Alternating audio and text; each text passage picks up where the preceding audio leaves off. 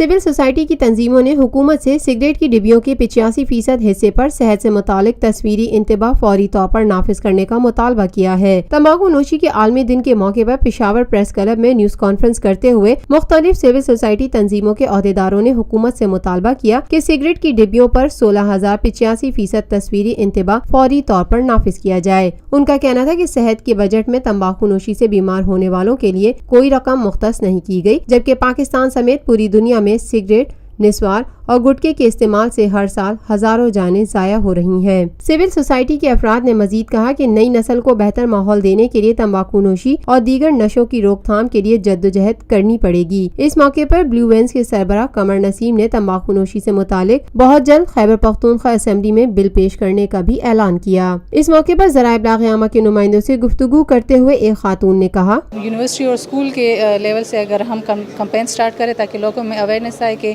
Cigarette और tablets और जैसी भी नशावर चीज़ें हैं उनकी सूरत में हम जो नशा करे वो हमारे लिए कितना नुकसानदेह है। सिविल सोसाइटी अहदेदार का कहना था, चूँकि मतलब पब्लिक प्लेसेस भी स्मोकिंग हो रही थी, बसेस में भी हो रही थी, ऑफिस में भी स्मोकिंग हो रही थी, लेकिन अल्हम्दुलिल्लाह उसका क्रेडिट थोड़ा बहुत मैं गवर्नमेंट को देता भी हूँ, लेकिन वो भी हमारी सिविल सोसाइटी की वजह से कि सिविल सोसाइटी ने इतने कैंपेन चलाए,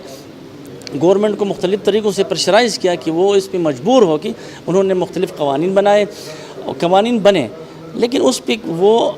अमल दरामद जो है वो पार्शली हो रहा है, वो कम्प्लीटली नहीं हो रहा है। Lotus Lake Towers, a ground breaking endeavour by Lotus properties.